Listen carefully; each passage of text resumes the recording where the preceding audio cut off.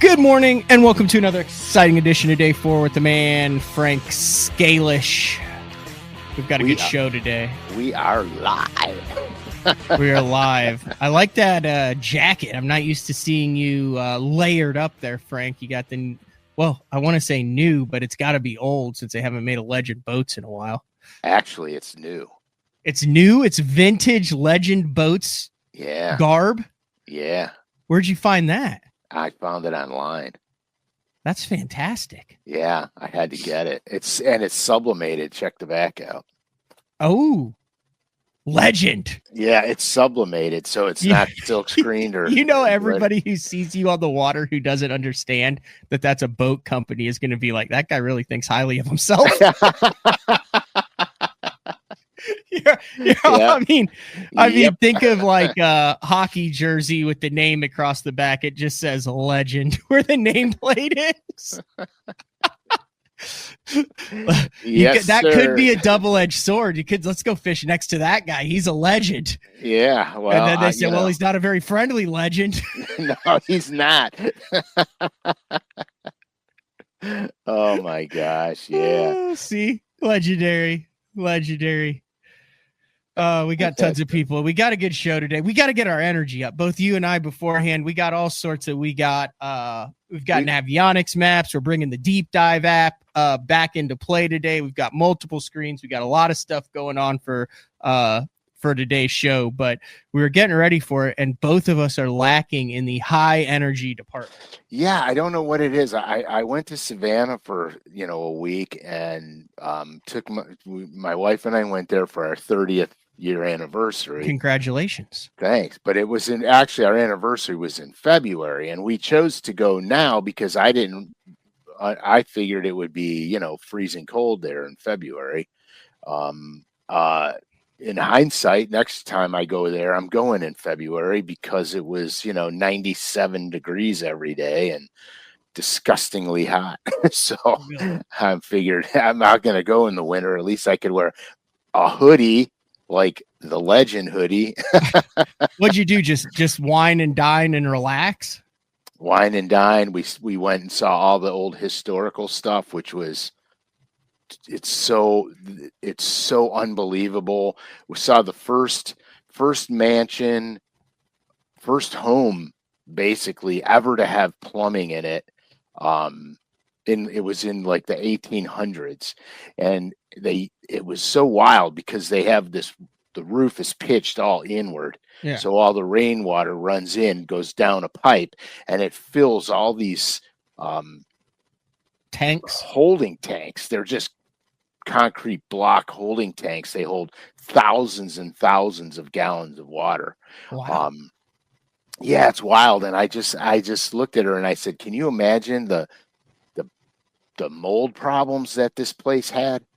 You know what I mean? Because we went and saw the first indoor romance. Outstanding. But yeah, so it was interesting. I mean, So wait a second. So if you're the first house that had indoor plumbing, what happened? They're mansions, dude. What happens if it goes wrong? Because you can't call a plumber because there's no others. I mean, it's like you're the only one. So all the water's held in these holding tanks. Some are on the second floor, some are on the first floor, some are in the basement. Okay. And so it's all gravity fed systems. There's nothing to pump water. It's all gravity. So think about this. Okay. And it was the first one to have indoor bathrooms too. Okay. All right. So think about this. All that water there's no way to keep a lot of it separated. So when you use the water, there's just a pipe that comes out the side of the house that dumps it in the street. It's raw sewage going out. 100% raw sewage going in the street. Wow. And so I was just laughing. I said, in today's society, we make such a big deal about so many things.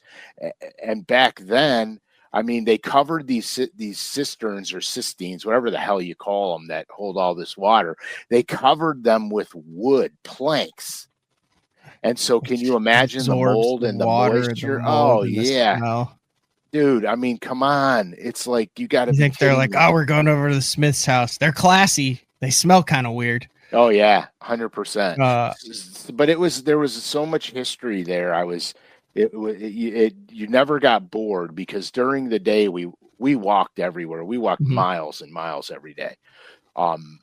So during the day we went and saw everything, and then once evening rolled around, then we hit River Street, hit all the restaurants and the bars and stuff. So it was a pretty good time. Nice. I was talking to you before the show, and hell, we'll get into this right off the hopper. And the Thursday nighter that I usually fish, I'm going to fish it by myself tonight at Shawnee Twin. And the last time we fished it, we went there. We thought they'd be offshore already, but it was up in the grass. And I jumped in Cranford's boat, and I did not bring any swim jigs with me. So once we deemed that the pile game was a tad off on the evening, we slid up shallow and just started cracking them he caught a couple on a frog, I caught some on a buzz bait, and it was 4 foot high in the water willow, and my gosh, I did not bring a single swim jig with me. How pissed were you? I was pretty pissed. So I was mentioning that to you. And then when we were getting ready for the show, I logged on to LureNet and saw that they just dropped a bunch of new swim jigs. Yeah, I was like, can we get those there in 8 hours for my tournament tonight? Yeah, so there's a new series out on the Mobster swim jig. It's called. They actually look really badass. Listen, I'll bring them up. Hold on a second. I'm so excited about this because it's called Ghost Bone. And so what? There they are. Yeah. So what these skirts are? It's a pearlized. It's like pearlized bone with that happens to be gray ghost, and so that's pearl gray, pearl. That's chartreuse bone. And I don't even want to show the next one. Yeah, wait, don't show the next one yet. So chartreuse bone works good in murky and heavily stained water, but this is pearled chartreuse. It's not like a vibrant hot chartreuse. It's pearled and muted, and the whole entire Ghost Bone series, it's all pearled and muted. It's very, very similar to the FX colors that I put in the Rogues. And so this series here excites the hell out of me because there is application. So go to the next one, because you said this color was subtle chart. Yeah, subtle chartreuse. It's a subtle chart. I think we've all fought that battle privately at some point in our lives. And this will be the last show we do. We're both. That's my fault. That's my fault. We're both getting calls after this. Oh yeah, Lincoln's on. He said nothing worse than a subtle chart. Yeah, we're getting calls. All right, on to the next one. That was 100% me. If anyone from LureNet or Pradco's listening, call me, not Frank, on that. That was my immature joke. That's fine. Okay. This one is the one that is wild. That's twisted. So that pink is a pink pearl, and it's very subtle pink pearl, but it pops in the water, especially against the bone. Probably, I have. That's one of my favorites. The other one that's my favorite is Gray Ghost Bone, and then Pearl Ghost Bone, because I want shad imitators a lot. Yeah. And I'm telling you right now, man, dude, that one though, that is money. That one when it's a little muddier, but that one right there, that's so money. I mean, that's a double keeper on that. Oh yeah, it's a double keeper. When you put your trailer on there, there's no glue required. It ain't coming off. And so, speaking about trailers, so realistically, I can narrow this down really quick. So when I'm throwing a swim jig, okay, if I'm fishing at 4 feet or less, I'm using some type of craw trailer, like a a yum craw chunk, a Christie craw, a spine craw, something of that nature, because I'm pumping it and I'm shaking it. And that's how I'm fishing. I'm fishing it fast. It's a reaction bait. I'm moving it and grooving it through all the cover and everything. But when I start to get to that 4 foot and deeper, and when I say deeper, I mean 15 feet even, then I go to a swim bait trailer and I slow roll the crap out of the thing.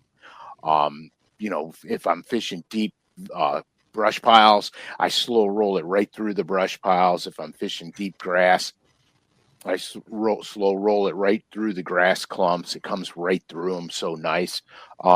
So yeah, but I've So you're putting like a pulse minnow on the back. Yeah, 100%. Okay, 100%. Now what I do is I cut the head off of the big pulse minnow. Okay. I don't throw the little pulse minnow on them. I throw the big one because of the tail action on the big one really helps swim that jig. It really makes that jig move a lot, and so that's how I fish it. It's so twisted, but those colors got me going because, quite frankly, I've been after that kind of skirt colors for a while, especially. I want to see them in spinner baits too. Oh, dude, yeah, that would be insane, especially with the little pink kick that they've been on since the classic. That's wild. Those are full price right now. They're only like what, $5 or something. And we haven't done this in a couple weeks, so I'm going to try to make up for lost time. No, I'm going to make up for the immature joke by pumping the 25%, 15% off regularly priced items for BTL listeners. Capital BTL 25 checkout at lurenet.com if you wanted to get some of the monster swim jigs. Yeah, and the thing is, what's crazy is like I fish swim jigs, I want to say a lot, but I don't fish them a lot because I'm very situational when I'm throwing them. Yeah. And so I have it kind of really locked down to a science. Like my swim jig box literally is, yay big. And because I fish them so specifically, floating docks, you know what I'm saying? The swim jig for me. So in my adventures across the country and talking to guys, there are certain guys who will find scenarios to throw, find non-traditional scenarios to throw swim jigs in. It's interesting. The swim jig guys, they'll throw them around the docks. They'll throw them in the shad spawn. They'll throw them on deep grass. They'll skip them under overhangs. They'll reel them down laydowns. They will fish a swim jig everywhere in 8 out of 10 applications. But then there's other guys, and I'm one of those guys, where it's got to be the flooded water willow, or it's got to be something that just screams swim jig. Right. But I also, it's interesting how many guys who are extremely successful, a swim jig is a major part of their arsenal. Yeah, and the funny thing is, I throw them probably more in the cold water months than in the warm water months. I'm fishing them differently in the winter. I'm slow rolling them, big swim bait on the back of them, big pulse on the back. Slow rolling them, fishing them super deep. That's generally how I fish them in the winter time. In the warm months, pre-spawn through the spawn, early post-spawn, you almost have to have one on. I mean, you almost have to, especially with the spring we've had with all this rainfall.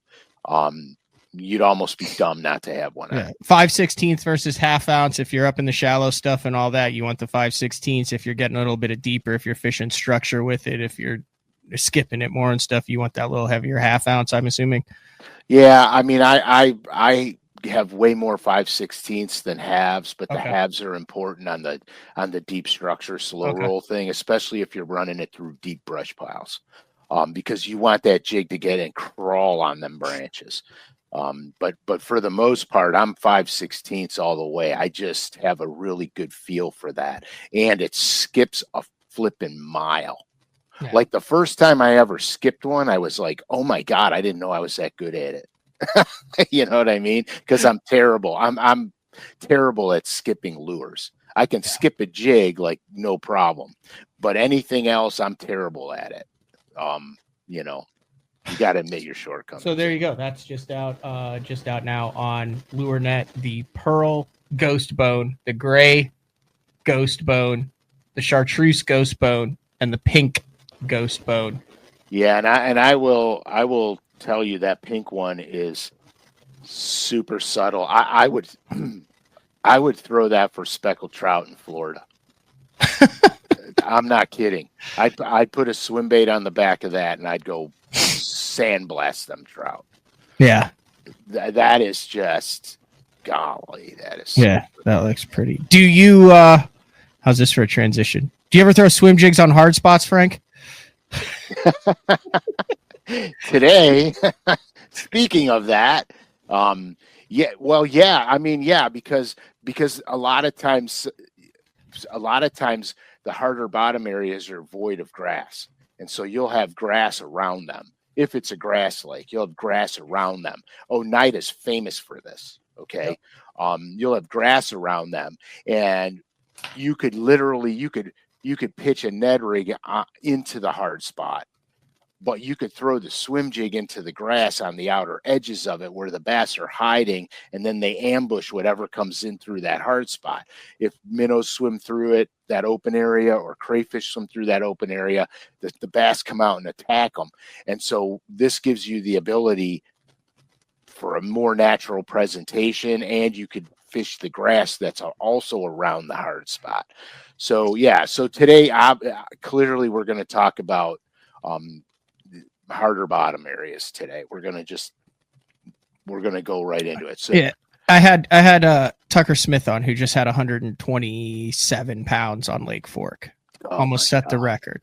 This is where we're coming up. I'll just set this stage and then I'll turn it over to you real quick. And it's not going to air until Monday. I'll be out of town Monday. We can get into that at the end of the show if you want to, but I'll be out of town next week. But anyway, he was talking about how his whole game plan at Fork revolved around side imaging and using his mapping to find hard spots because everything is so pounded on Fork. He was looking for subtle, off the beaten path hard spots that the bass would sit on. Correct. And after that show, I called you up and I said, Frank, we're doing a hard spot show, because that is something, I think I told you this on the phone. I said, there's certain things in this game that when you get advanced into it, right? Yeah. And then you don't develop that aspect or fully understand that aspect, it's embarrassing to go back and say, okay, I don't get this. whether it's changing a prop, regardless of what it is. I've never been one to be afraid of admitting my weaknesses, and finding hard spots is one of my weaknesses, Frank. Well, we're going to solve that problem. So first of all, we're going to have to define what this is, okay? Because I have, this is going to be so dumb, but I'm saying it anyway. I have a soft spot for hard spots. So they're harder bottom areas, and they can be found literally in any depth range. There's no right or wrong. Okay. It's just it's a harder bottom area. It could be a mud bottom that goes from mud to clay. All right. It could be, with obviously clay being the harder area. It could be a shell bed. It could be a gravel spot, just where the surrounding areas are soft bottom mud or even clay, and then there's a gravel spot there. Okay. It could be just flat rock where the current washed away the silt and there's just a flat rock area. Smooth rock, and it could actually be rock. I mean, it could actually be just a rocky area, shell beds, etc. I said all that. So these areas what makes these areas good are the ones that are typically surrounded by a softer bottom substrate. Could be mud, could be clay, could be sand, just a softer bottom substrate. If it's surrounded by that, it's going to be a good fish holding location. All right. So you have to understand also with these hard areas, okay, they're not always indicated by an incline in the bottom. All right. Sometimes there's barely a negligible incline. It's just a harder area. And so you won't have that large, hump. Like some of them will be where the larger humps are, because as the bump gets closer to the surface, the current washes the top of the silt off of it, and you'll have a hard spot right on the up current side of the high spot, okay, which we'll show you later on a map. Side imaging is the easiest way on earth to find these things. They show up. Here's what happens. Let's say you got your amber palette going, and so everything is that brown amber color, and you're cruising along and you're side imaging along, and you're not getting a lot of this up and down stuff with the contours. All of a sudden you get a bright hot patch of white. That's the hard spot. That literally is it. And you can see, like I found a gravelly patch in 15 feet of water on this lake by the house. There's nothing. There's no bump. There's no nothing. I was side imaging, and all of a sudden I saw the hot spot. So I dropped a waypoint on it, and then I started zigzagging across it and doing all my stuff because I wanted to see if it was legit. And it turns out it's gravel. It's a 10-yard stretch of gravel. And how I know exactly what it was I chucked my Carolina rig out there, because I can feel everything with that tungsten sinker. And it was like I was rolling it over marbles. It was the coolest thing ever. And it was so easy to find. Now we're gonna go to 2D sonar, because 2D sonar is a bitch, because you have to make tight zigzags over your structure, real tight, up and down like a checkerboard, because your cone angle goes down. You only cover so much water, and it's harder to see. So what's going to happen is on your 2D sonar, I wonder if I could draw this. I'm guessing you could. I'm guessing I could. So on your 2D sonar, the first thing you're going to notice, we're just going to go with the bottom color line on this thing. So I'm going to just do this real quick. So what I'm doing is I'm drawing a bottom color line, and I'm trying to make it as legible as possible in the shortest possible amount of time, which probably won't happen, but we're going to do it anyway. Oh yeah, this is going to work. It's going to work out pretty good. So anyway, so what you're going to do is you're going to be idling over on your 2D sonar, and you're going to notice two things. You're going to notice that your bottom line in some areas is going to get thick and fuzzy, and in other areas it's going to get thin and defined. And so what's happening is where it gets thin and defined, and here I'm going to show you, and this is echo. All right, so here's what happens, and I don't know how good this is going to show up because I really rushed it.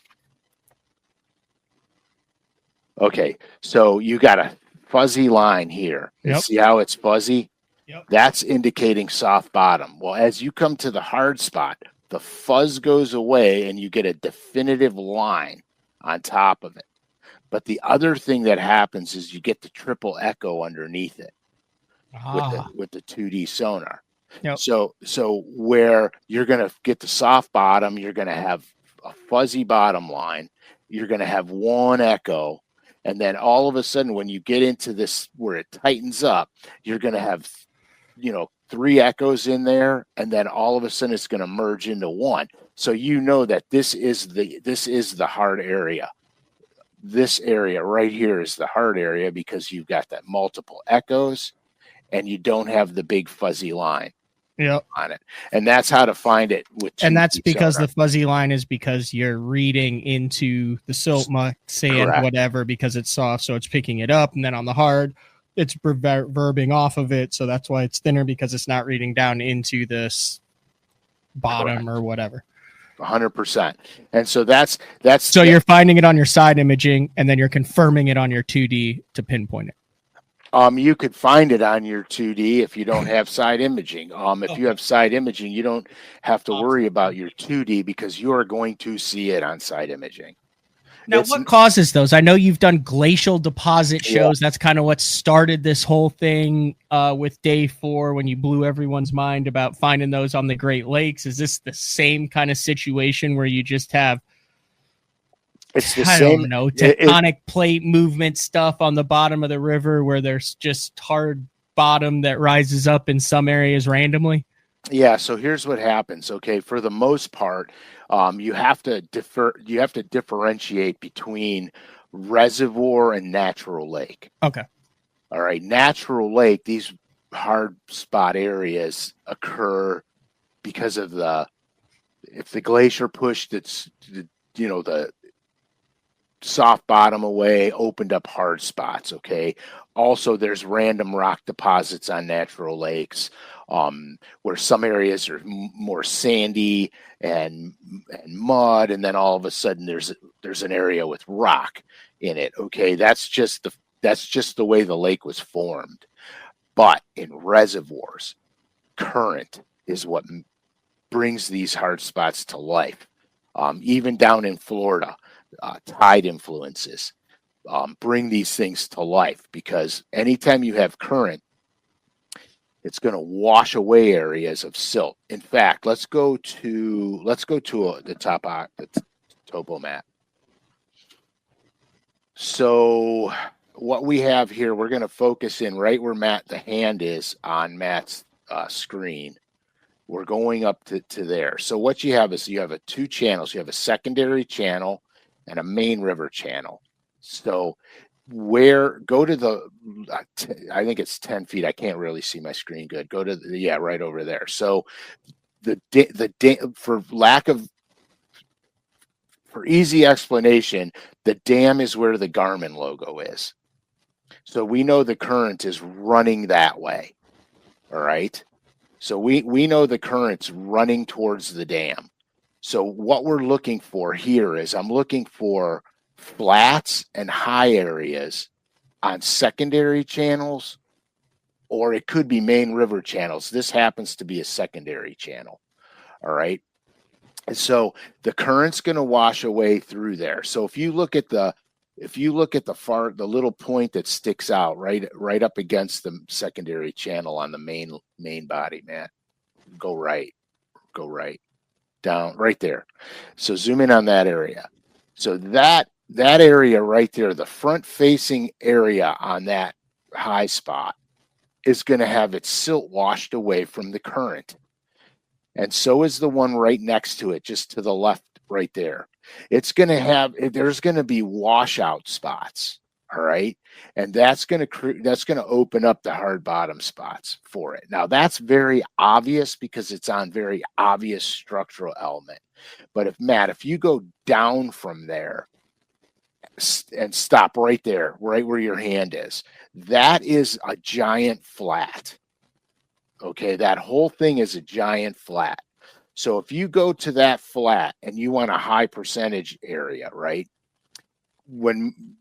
Stop, go in a little, keep going around, follow the contour around to the hook at the end, right? Keep going, right there, back up, right there. Okay, so if you want to figure out a high percentage spot, how to find that, right? So if I see the contours like that, that's going to do two things. It's redirecting current. And because on top of that, there's that, I don't know how deep it says, 6 feet or whatever, on very top, it's like 9. Okay, so the very top of that's 9. So what happens there is the closer it gets to the surface of the lake, the more current runs over it because it's compressing the water column. So it's coming up that flat, up that little high bump and going back down. And because you have the hook in there, the hook is also creating a current seam. And so there's more likelihood that you're going to find, one of the harder area on that flat. Those are the ones most guys roll by. because they're not obvious. Those are the ones you look for because they're feeding zones for one. For two, they're the hard spot around the soft bottom. And they have a little bit more current on them because the water's pushing up the flat.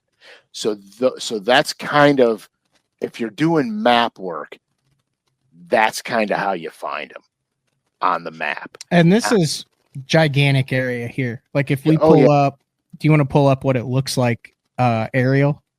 Yeah, go ahead. I'm on it right now. Okay, so let me get my trusty pen out. Okay, so this is about, let me do this. This is the exact same area, except we've pulled it up on the deep dive app now where Frank can, Frank can doodle. All that stuff is about right here that we looked at. That's a lot. That's a ton of area to cover. But here's a cool thing. So I'm going to clean that off. Oops, I'm going to clean that off because I want to draw something here. So if I'm just going to do this as best I can, I'm going to fake it. I'm just, this is the best I can without. Yep. And then I'm going to, as he does that, I'm going to go back to this to show what we're looking at right here. I'm going to zoom out a little bit. So what we're looking at.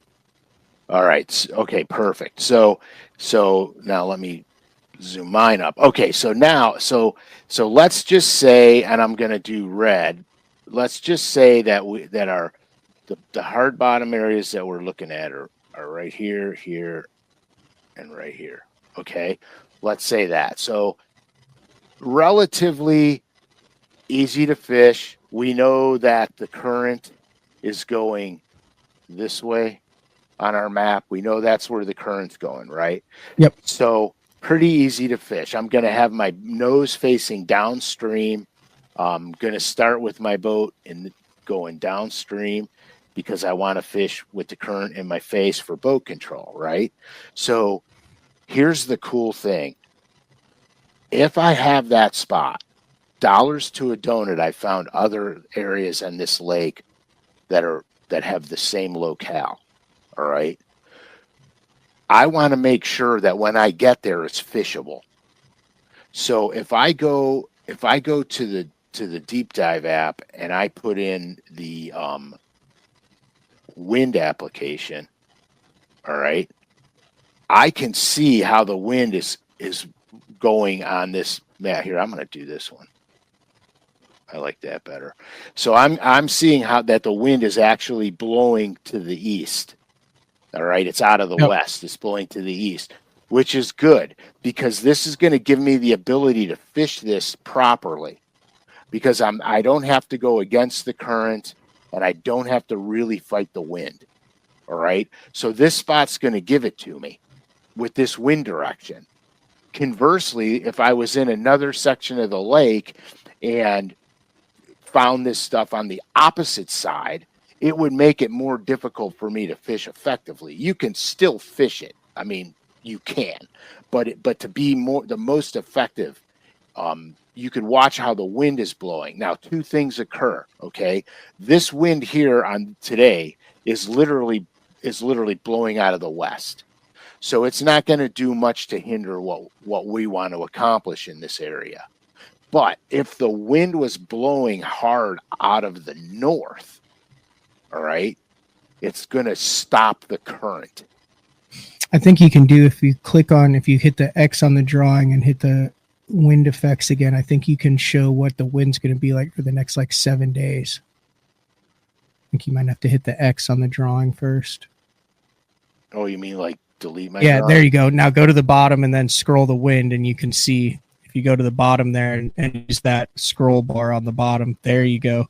Okay, so we're gonna look and see what. Okay, look at that. So now we have more intense wind. Yep. And the wind is actually kind of northwest now. Yep. On this spot. All right. So what that's going to tell me is that it's literally the wind is going to blow me down the current, which is going to make me fish it too fast. So I'm going to have to take a downstream approach to it, which is not necessarily optimal. going to have to take a downstream approach. But more than anything, this is going to stall the current in this area. And so it's going to reposition these fish where you might have been catching them on top. Now they might go and relate to the break on it. So let's hypothetically say. So for you, let's say catching them on this part right here. So that's the break. So Yep. on top, the high spot right there. So that theoretically is the sweet spot. And just like on the 10-foot one next to it, those are the sweet spots. But now we have a current stall. So those fish could literally go anywhere they want to go now. Okay. The feeding platform with the current rushing over it now doesn't become as attractive. They could literally suspend in the channel. They could relate to the drop. They could do anything they want. So the positioning of the fish will be different. And so when you go there in the event, and you have the wind conditions like we're showing right now on the screen, you may have to fish this area differently to catch them. Doesn't mean the fish left it. It just means they're relating to it differently, and now you may have to fish it in a different capacity. Which relates to what Lincoln said. He said, would the whole top of the flat be worth side scanning or checking? Absolutely, because that's where you find the secret stuff, the stuff that the map's not going to show you, the unobvious stuff. Any high spot that you have, and the reason that I like the flats better is because you'll find more random hard spots on bigger flats, especially if they have defined ditches that cut through them. And so would that be a big flat, Frank? Right? Yeah, here. 100%. It drops down to 12 to 18. You've got a pond on one side. The main channel's over here, but this is a gigantic flat right here. Correct. This is the obvious stuff that we were looking at, but you're gonna look at all this using your side imaging. There could be a secret hard spot on here. And how big are we looking for? Is this the size of your boat, the size of a truck, 100 yards? How big of a hard spot? They could vary. They vary in size. They could be as small as the size of your boat. They could be 10 times the size of your boat. Okay. They could be the size of, 2 garbage cans. Frank, this could take hours or days in some cases. Not with side imaging. Okay. No. 2D sonar would take you weeks. Yeah. I mean, that's how we used to have to find them, with 2D sonar. So a lot of guys never went to that extreme. They just never went to that extreme. That's what makes them so good. They're difficult. You know what I mean? Now, knowing where to look, which we already discussed on the maps, knowing where to look, if you wanted to, I think I might. Should I just get rid? No, I'm going to leave that. That looks cool. Knowing where to look for this stuff cuts your search down monumentally. Fishing these hard spots is not difficult either. If it's a 4 to 8 foot hard spot, honestly, I'm going to go old school. I'm throwing a Bandit 200 and a Bomber 6A and a Norman middle end if I'm cranking it. If I'm Carolina rigging, I'm using craw baits, Carolina rigging that stuff. Okay. I just like them better for that particular thing. And the reason that I always chuck a Carolina rig on these spots is because I can feel, when I make a long cast, I can feel the weight in the soft stuff.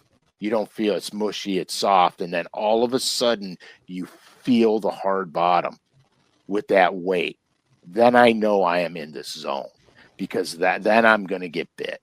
And so that's why I really love dissecting these things with the Carolina rig. Now, micro football jigs and standard football jigs work just as well. But my go-to first is the C rig and the crankbait. Those are my go-tos. All right. We're going to go off course here. This is what I struggle with, and I just saw this on the map.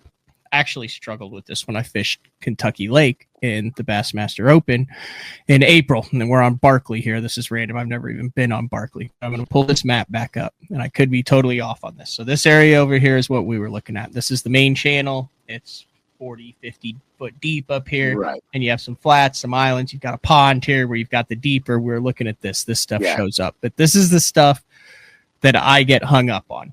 I'm on the main channel, right? It's 13 foot here. It comes up to 10 or 12 foot here, right? So you're in the main channel and you want to do something obvious. So if I'm driving down the damn lake and I'm looking for it, I'm driving down the channel and I see this and I see like this spot that's really adjacent to the bank right here. I'm in 50 foot, you know, that's going to be boom. You're going to hop up on top. And now I've got a little 6-7 foot shelf that's right up.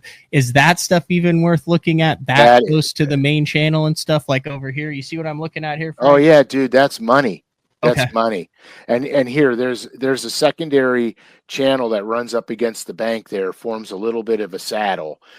So you're gonna that's right here, right? Yes. So that whole high spot is a current wash. Okay.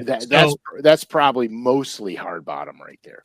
But that's probably going to get hit by a lot of guys too, because if you're running sometimes the small stuff gets overlooked a lot. So you're going to side image, boom, boom. You're going to side image across the top of this thing. You're going to look for, hold that picture up again. On your side imaging, you're going to look for, or down imaging. Just throw that down imaging picture up that shows, sorry.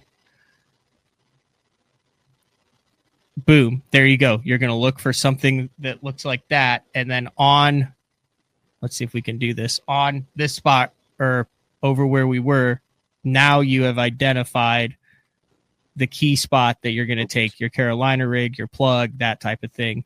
Okay. You're going to want to approach it from the down current side. Zoom out just a smidge. It's literally, this is where we were. It's literally just across. I don't know why. That just seemed to stick out to me like a sore thumb when I was looking at it. I got it. He's out here, Frank. Frank's out here giving away my walleye holes. Yeah. Yeah, exactly. I always wonder when we pick a random spot if someone's like, son of a gun. Yeah, exactly. 100%. So if I'm correct, we're looking at right about here. If I'm correct, we're looking at somewhere right that's around exactly there. where. Yep, that's exactly where we're looking at. So I will tell you this, okay? I have a few places that I fish that have secondary, they have main river channel, secondary river channel, tertiary river channel, and then what does that mean? Tertiary. Third. Okay. There's 3 river channels, and then the 4th one is basically a drain. All right. I have seen the bass hop from the drain to the 3rd, to the 2nd, to the main. And they're traveling a fairly good distance. You know, we're talking a couple hundred yards, maybe 400 or 500 yards to do this. And then I've seen where they go back literally 4 hours later, they're back to a different part of the channel. When you approach these things on the main river channel, what makes them predictable is the bass go from that high spot to the main river break. Yep. They don't have all the 2nd and 3rd river channels to choose from. They have the one. I never ignore good stuff off the main river break either. I look at all of it. So if I see this and I'm looking at this, then I'm going to go a quarter mile down and I'm going to go, holy cow, there's a deep bank here. This is going to touch the main river channel here. There's a hole back behind here, and look at that high spot right there. Now you're freaking cooking with gas. Now you're working down. Now you're idling. Now you're basing on feedback on how much you're doing, because I'm looking down here, and this is just all there. But that right there to me is a very high percentage spot. Yeah, so that spot right there is cool as crap because it's almost like a wing dam. It'll have a wing dam effect, okay? And so if you have that current side of that high spot is going to be solid. I can almost guarantee you that just by looking at that. It's going to be solid. You're probably going to catch fish off of that. Now, you may, depending on the size of it, you may catch 1 or 2, or you may catch 20. You know what I mean? Now here's the next question. So this is obvious. You're going to stop here, right, obvious. Frank? Right. So what about this next couple miles that's like just 10-foot flat? Are you going to idle all this? Yeah, 10 to 12 foot I'm going to side scan just to see if there's a random. Well, there will be. So when you talk about the guys that said, man, I side image for miles. Yeah. Especially on the TVA. They're side imaging for miles, hoping that on this nondescript stuff that 99% of the guys are running by, they're going to have something that sticks out like a sore thumb, a little high spot that's like out in the middle of nowhere, that's not on any contour, that's not an obvious 100%. wing dam type saddle. And then bam, that's the stuff that you get guys who win 3, 4, 5 weeks in a row because they roll up and they've got a place where those fish live. Yeah, that's where dreams come from, man. It's those spots. Like I spent my career looking for nondescript areas. Now, I'll be honest with you. There are times when you're going to have to fish the obvious, but I always look for unobvious stuff because it doesn't get the fishing pressure. You have it to yourself more likely than not. You won't have company on it. And there's so much of it, especially in dammed river systems like the TVA, in reservoirs. You have tons of this stuff. I don't necessarily look for fish because if they're plastered to the bottom, unless they're crawling and cockroaching, you won't see them on live scope. If they're suspended, you can see them on side imaging easy. Same with 2D sonar. But if I'm side imaging stuff like that, I'm not running it over with my 2D sonar because I already know where it is. It's too shallow. I'm not going to idle on it. I'm going to side image it, drop a couple waypoints on it, turn around, fish it real quick. If I'm practicing for an event, if I get a bite, I'm gone. I'll keep on keeping on. I just keep on motoring. You don't have to sit there and catch all the fish in practice because spots like that oftentimes don't hold tons of fish because it's so isolated. So you don't want to roust them up and get the school all spooky because fishing pressure will spread that school out or make them leave. Yeah, the land of milk and honey. Yeah, I will say when the one time in the open that I have gotten healthy off of a hard spot, and I finished 42nd out of 240 was on Eufaula, Alabama.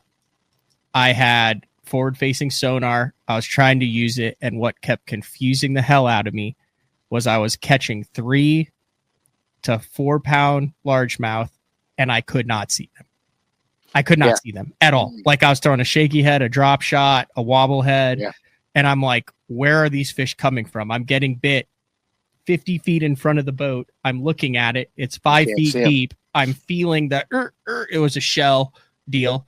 And I never saw a single fish I caught, and I probably caught 20 keepers in 2 or 3 hours off of one little spot.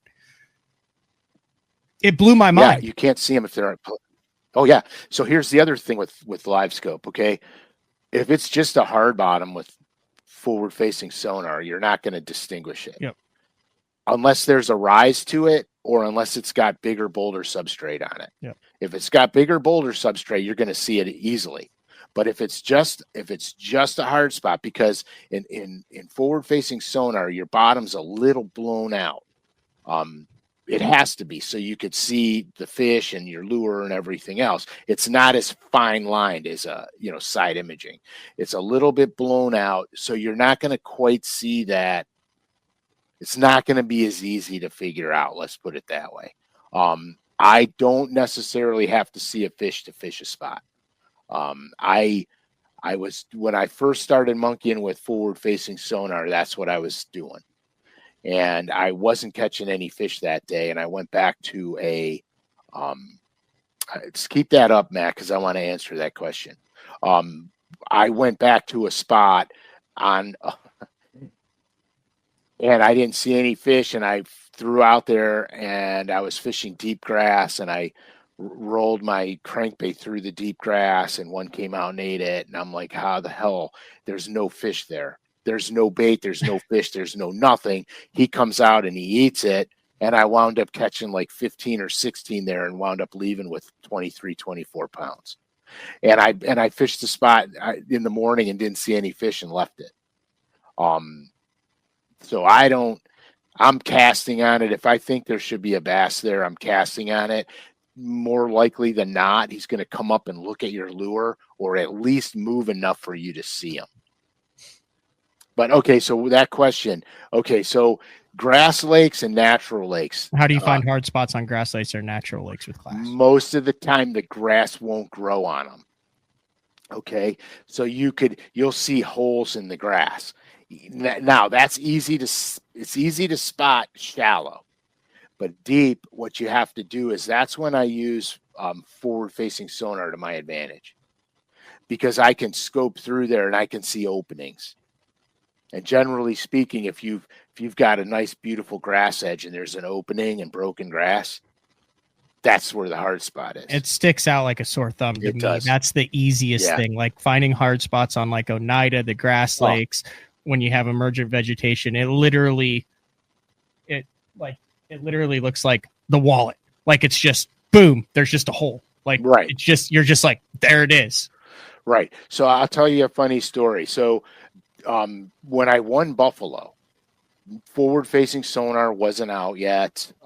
Side imaging was probably just peeking through. So I say that was like paper maps, wasn't it, Frank? Yeah, it was 2D sonar, paper maps, and a compass. Anyway, so I win the tournament. I get a call, and I was sponsored by Pradco at the time.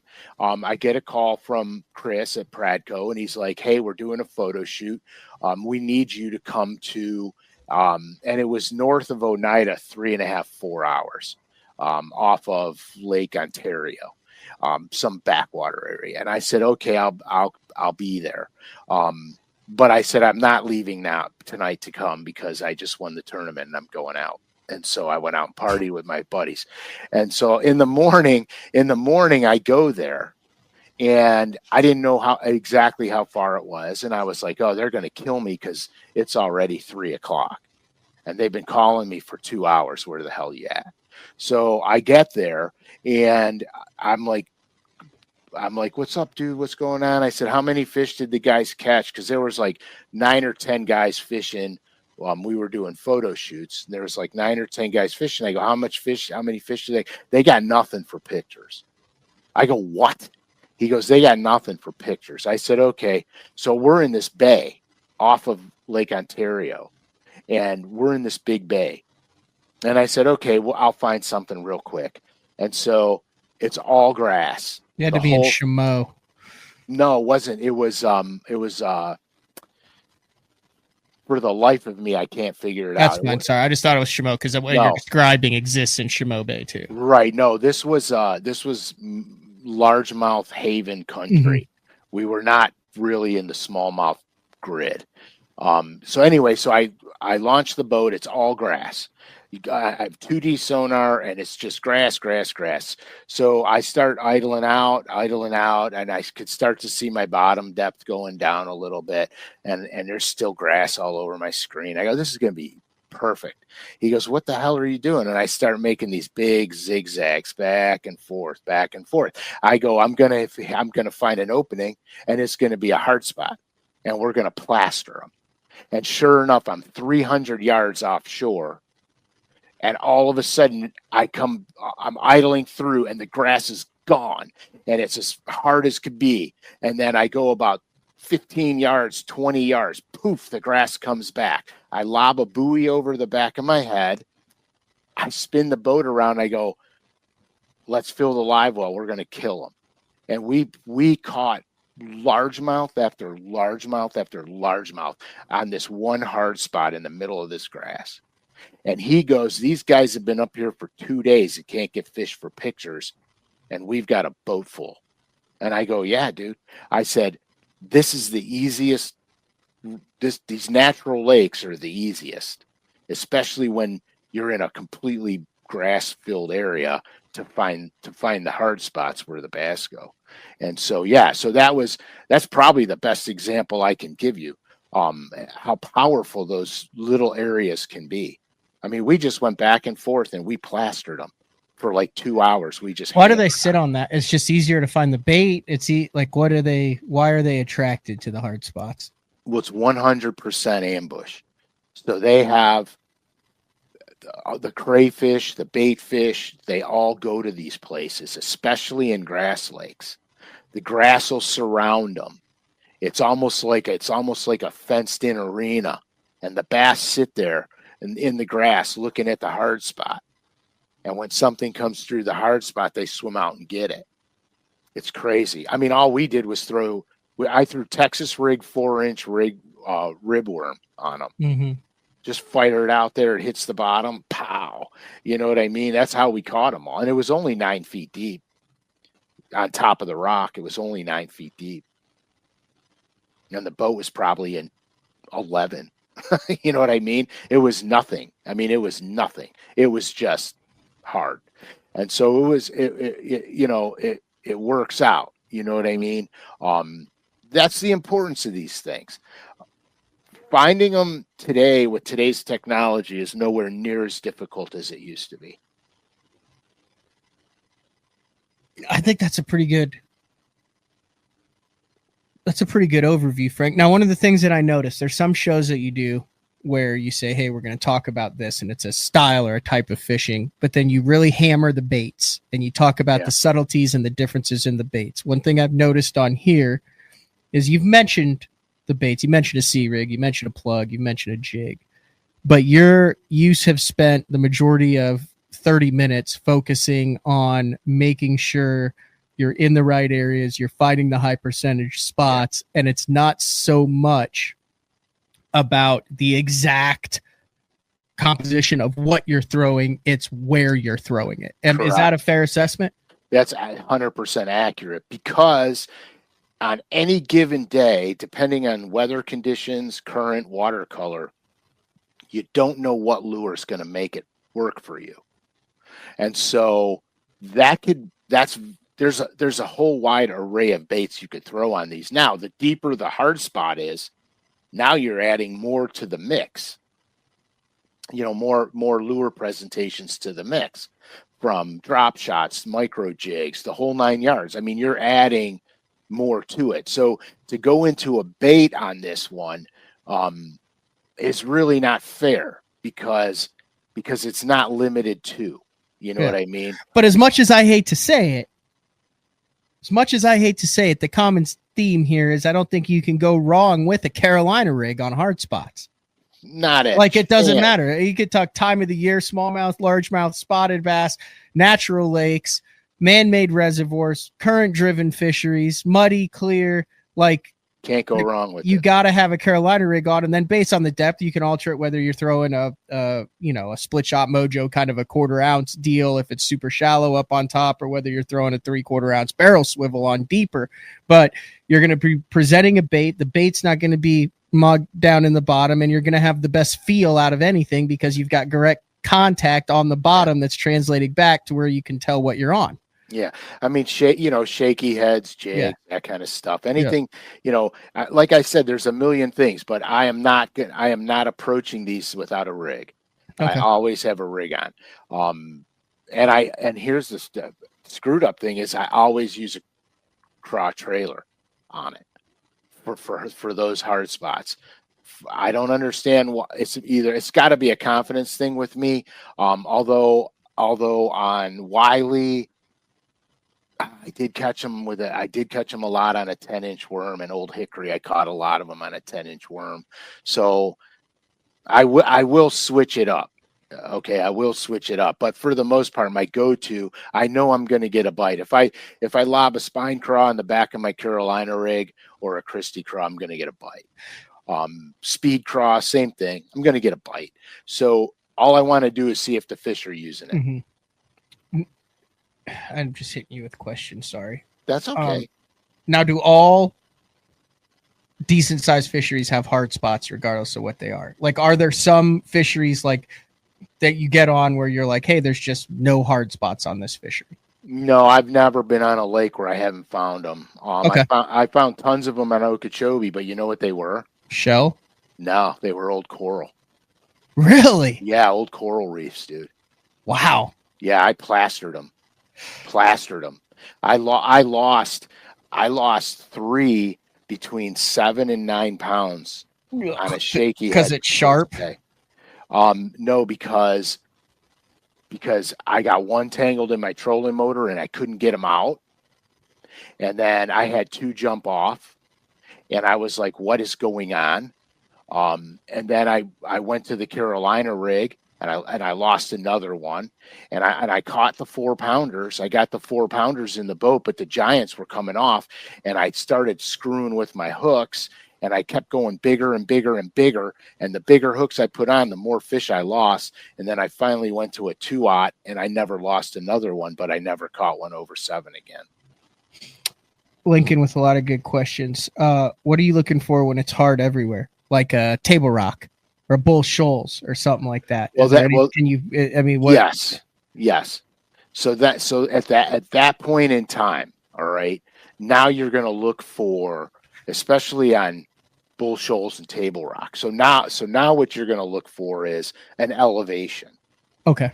I'm going to want an elevation, and I'm going to want boulder size. So that's a rock pile. Right. So it's a rock pile. So okay. What I've found is, on lakes that have tons of hard bottom on them, bass will take a boulder size preference. They may want the basketball size ones. They may want giant individual ones, and they may want gravel.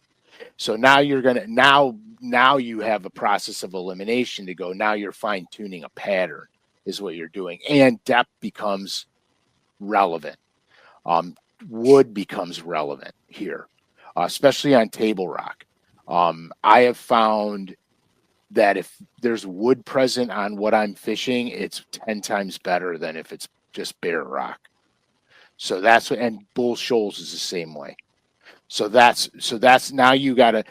It's like this. It's like you go to a lake. It's a dock lake. There's 2,000 docks on the lake. So you got to go figure out a pattern on the lake. So you could go to docks that have only channel banks on them, and that could be the pattern. Every channel bank dock has a bass on it. Every point dock has a bass on it. Or conversely, it's the spawn, and they want the flat shit. So now you got to go to the flats and fish the docks on the flats. Okay, so it's no different with the rock when the whole lake's got good hard bottom composition to it. Lincoln with another. This is a comment that I'm going to turn into a question. He said, throw the perfect presentation where there aren't fish and you aren't going to catch anything. Let me pull this up again. And this is a question. Let's say this sets up perfect. You find it, the wind's right, everything's right. They should be out here. You throw your sea rig out there, mush, don't. You're like, oh my God, I'm in it. How many casts, how long are you spending on it? How long before you get bites when everything feels right? Is this something where you have to really talk them into biting, or is this something where it should be 5 or 6 casts where you think it's the juice and you don't get bit, time to move on? Here's 2 things. Okay, pull it up again. Here's 2 things. That is not a big area. All right. That particular area right there is not big. So my first approach with that is my boat is going to be in the main river channel, and I'm going to be down current from it, casting up to it. So right where my cursor is. Yes, I'm going to be casting up to it because I'm going to bring it up and over it. If I don't get bit that way, I'm going to go up current from it. Stay on the main river channel. I'm going up current from it. Now I'm going to cast the other way. I'm going to cast up over the hump again and fish that whole thing. I'm going to change my angles on it 2 times. Okay. If I don't get bit with angle changes, then there's probably not holding fish. Okay. That spot there is a 10-minute fish, maybe 15. Okay. That was a question. Yeah. Because I've gotten hung up on stuff like that before where you're like, oh, there's got to be fish here. Maybe it's my color. Maybe it's all that. And then all of a sudden you've burned 45 minutes and you don't have anything to show for it. Yeah. No, structure fishing is a different animal. If the fish are on structure, if the fish are on the structure, usually you can get them to bite. And here, if you don't get them to bite, they're probably suspended and you'll see them on scope. Yeah. Because if they're on the bottom, they're biting. I like it. Anything else, Frank? No, man. No, we're good. Don't forget, Capital BTL 15% off regularly priced items on lurenet.com. Next week, Yeah. so I'm going to Mexico next week, Frank, with I got invited to fish. I have no one said not to say anything. I have no idea. So I'm going to fish in the Pan Am Games. Oh, sweet. With like 5 teams from the U.S. and against like Mexico and other countries down on Lake El Chulio. Chuchillo, nice. Cuchillo. We're getting like a police escort across the border. It's like a 2-3 hour drive. And we get to practice 2 or 3 days and have 2 days of competition. I have no idea if we win anything. I'm fishing with like Upshaw, but a bunch of other, I think there's 5 teams that are going down there. So I'm super pumped about that. It's been slightly stressful getting everything together for that though. But yeah, I got to renew my passport, man. My passport expired. I never renewed it. Yeah. I got the global entry. I got my passport. I got all my documents. All your insurance. I think I'm good to go. You mentioned wind a little bit. Yeah. This show, I know we got to do a recorded show. We're gonna do. You good for a wind show for next Thursday? Yeah, wind is your friend. Wind is your friend. I know we've touched on it. We've done a little bit on it, but always good for a refresher on that. So it's always good for a laugh. Always good for a laugh.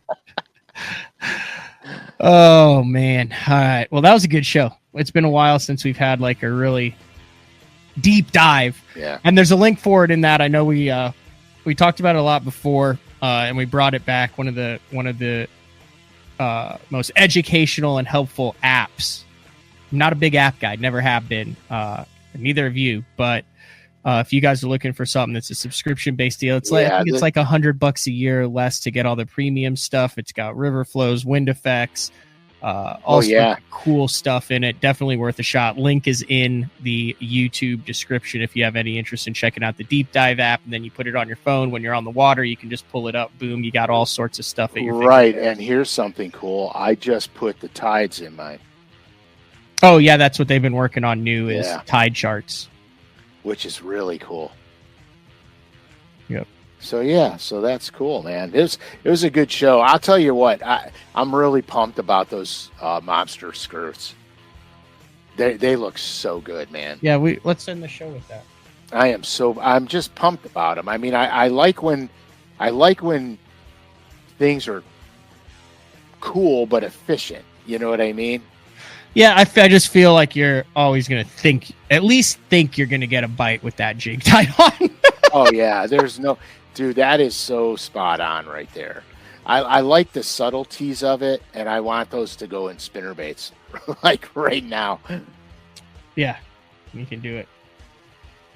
All right, this has been another edition of Day 4 with the man, Frank SCALISH. Same place, same time. Next week, we will talk to everybody then. See ya. Bye.